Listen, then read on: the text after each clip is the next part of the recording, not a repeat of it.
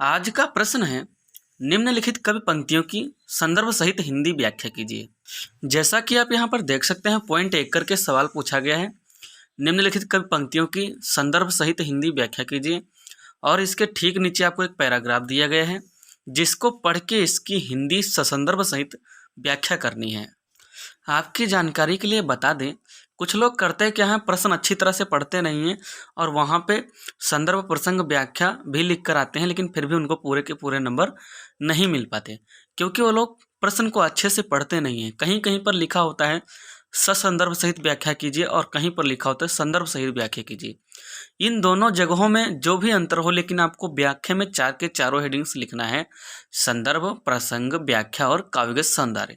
कुछ लोग क्या करते हैं, जहाँ पर संदर्भ लिखा होता है वहाँ पर प्रसंग नहीं लिखते, सिर्फ संदर्भ लिख देते हैं और व्याख्या कर देते हैं, फिर इसके बाद काव्यगत सौंदर्य लिख देते हैं, प्रसंग नहीं लिखते।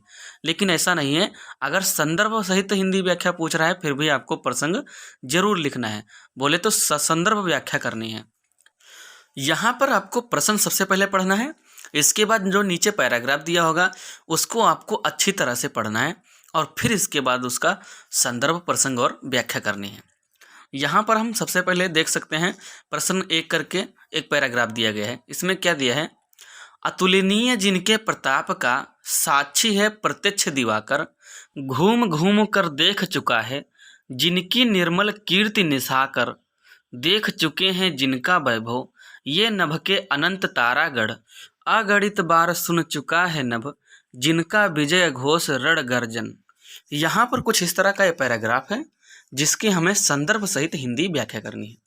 इसके लिए हम करेंगे क्या, सबसे पहले प्रसंग हेडिंग डालेंगे, प्रसंग लिखेंगे, इसके बाद संदर्भ लिखेंगे, फिर व्याख्या लिखेंगे। यहाँ पर कुछ इस तरह से हेडिंग डालेंगे संदर्भ, और संदर्भ में हम लिखेंगे, यहाँ पर लिखेंगे प्रस्तुत गद्यांश हमारी पाठ्य पुस्तक हिंदी के काव्य खंड में संकलित श्री राम नरेश त्रिपाठी द्वारा रचित स्वदेश प्रेम शीर्षक कविता से अवतरित है। यह कविता त्रिपाठी जी के काव्य संग्रह स्वप्न से ली गई है। यहाँ पर एक बात हमेशा ध्यान रखना, राम नरेश त्रिपाठी द्वारा रचित ही लिखना है, क्योंकि यहाँ पर कुछ लोग करते क्या हैं, जब नाम डालना होता है श्री राम नरेश त्रिपाठी द्वारा रचित स्वदेश प्रेम शीर्षक से अवतरित है, यहाँ पर कुछ लोग क्या करते हैं, लेखक लिख देते हैं। लेखक आपको हमेशा ध्यान रहे, लेखक गद्यांश में लिखा जाता है और पद्यांश में रचयिता लिखा जाता है। इसलिए इस बात को हमेशा ध्यान रखना, कहाँ पर रचयिता लिखना है और कहाँ पर लेखक लिखना है। यहाँ पर इतना कुछ लिखने के बाद संदर्भ कंप्लीट हो जाएगा। इसके बाद आपको अगली हेडिंग डालना है प्रसंग। प्रसंग में यहाँ पर हम कुछ इस तरह से हेडिंग डालेंगे और आगे लिखेंगे, कवि ने इन पंक्तियों में भारत के गौरवपूर्ण अतीत की झांकी प्रस्तुत की है। यहाँ पर हमारा प्रसंग पूरा होता है। प्रसंग लिखने का मेन कारण यही होता है कि हम बताते हैं कि आगे व्याख्या में किस चीज़ के बारे में बताया गया है या किस चीज़ का वर्णन हुआ है। यहाँ पर प्रसंग में इतना लिखने के बाद आगे अगली हेडिंग डालेंगे व्याख्या।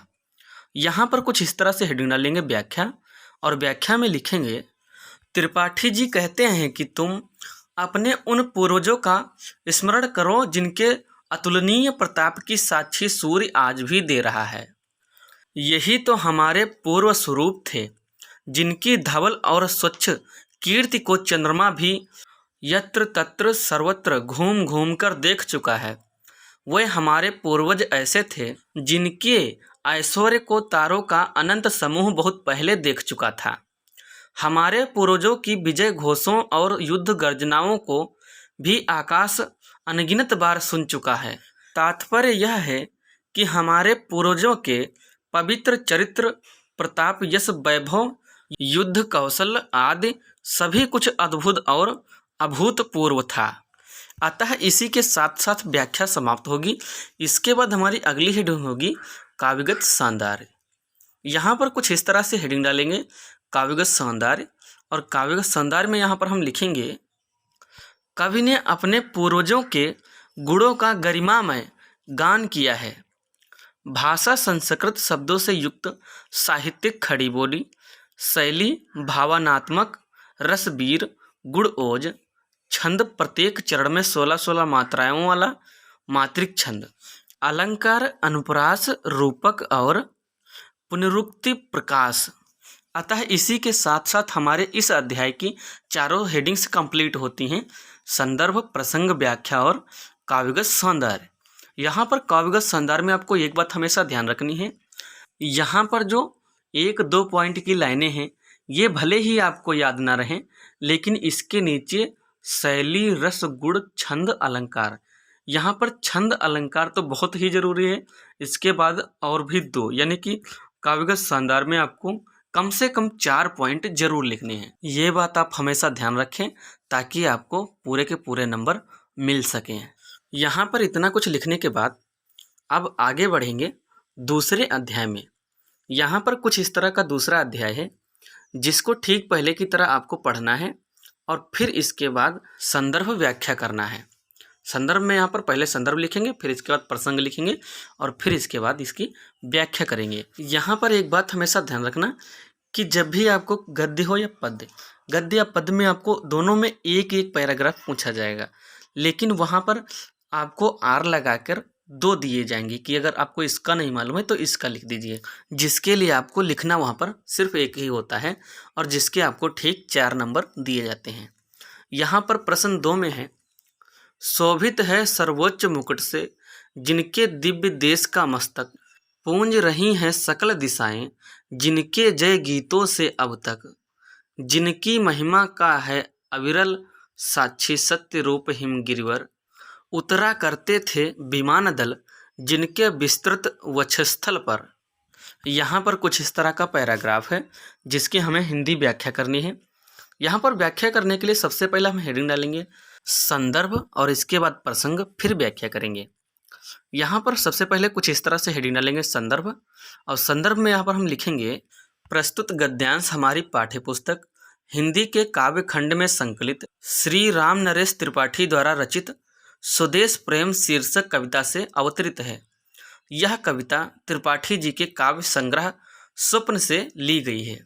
यहाँ पर एक बात हमेशा ध्यान रखिए कि श्री राम नरेश त्रिपाठी द्वारा रचित ही लिखना, लिखित मत लिख देना, क्योंकि लिखित लिखा जाता है गद्यांश में और रचित लिखा जाता है पद्यांश में। ये बात को हमेशा आपको ध्यान रखना है ताकि आपके नंबर ना माइनस हों और कोई भी नंबर ना कटे।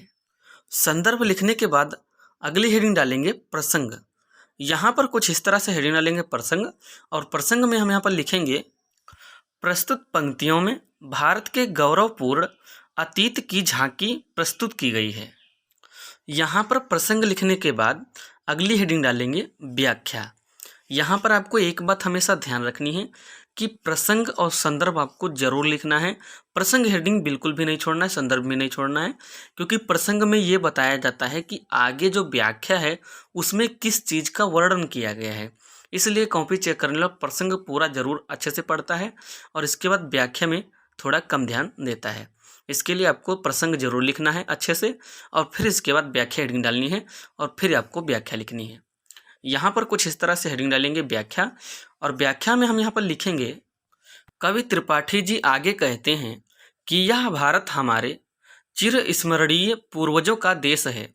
इसका मस्तिष्क हिमालय रूपी सर्वोच्च मुकुट से सुशोभित हो रहा है।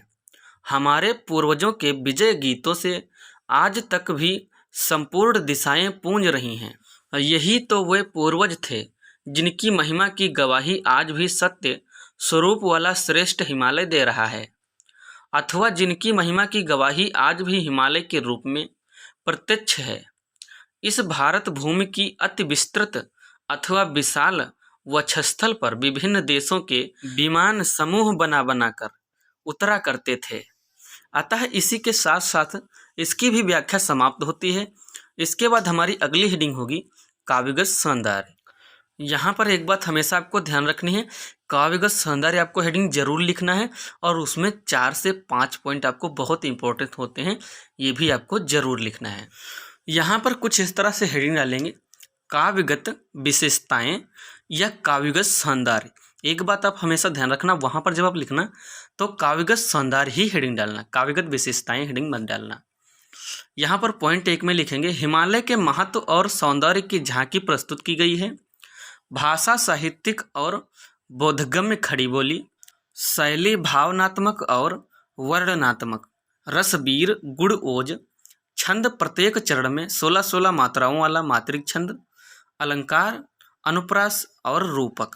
यहाँ पर एक बात आपको हमेशा ध्यान रखना है, इस काव्यगत सौंदर्य में से आपको कम से कम 5 पॉइंट या 4 पॉइंट आपको जरूर लिखने हैं, क्योंकि जब आप वहाँ पर 4 या 5 पॉइंट लिखोगे तभी आपको 1 नंबर इसके हिस्से का मिलेगा।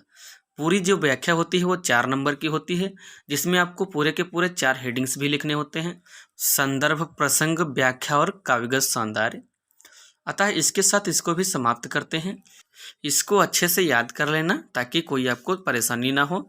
बस इसी के साथ इसको समाप्त करने के बाद अब अगला आता है तीसरा अध्याय। यहाँ पर आप देख सकते हैं कुछ इस तरह का तीसरा अध्याय है। इसको भी आपको पहले की तरह अच्छे से पढ़ना है और फिर इसके बाद संदर्भ, प्रसंग और व्याख्या करना है।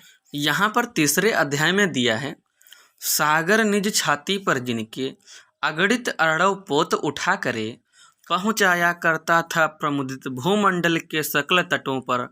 नदियाँ जिनकी यश धारा सी बहती हैं अब भी निशिवासर, ढूंढो उनके चढ़ चिन्ह भी पाओगे तुम इनके तट पर। यहाँ पर कुछ इस तरह का ये पैराग्राफ है जिसकी हमें हिंदी से संदर्भ व्याख्या करनी है। यहाँ पर इसकी व्याख्या करने के लिए सबसे पहले हेडिंग डालेंगे संदर्भ, इसके बाद हेडिंग डालेंगे प्रसंग और फिर इसकी व्याख्या करेंगे।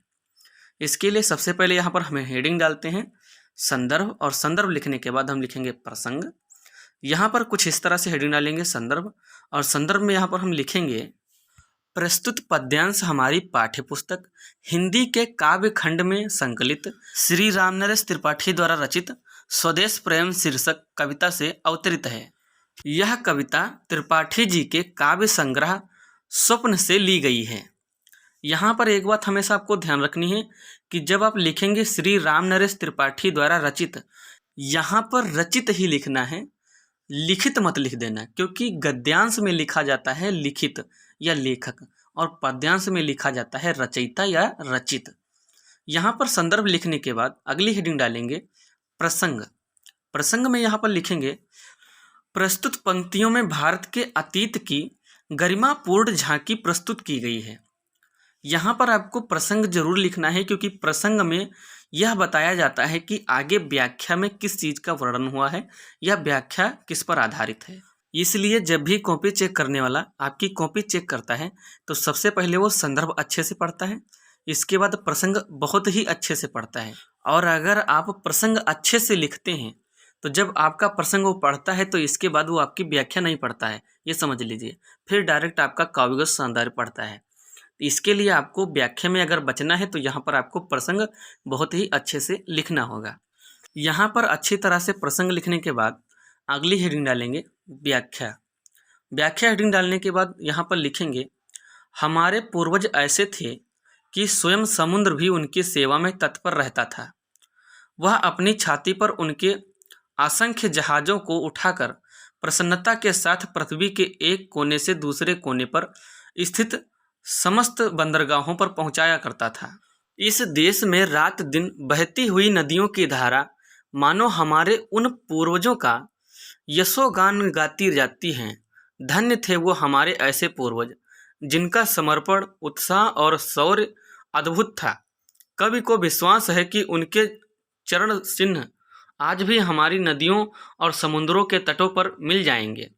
तात्पर्य यह है कि यदि आप अपने पूर्वजों का अनुसरण करेंगे तो आपको उनका मार्गदर्शन अवश्य मिलता रहेगा।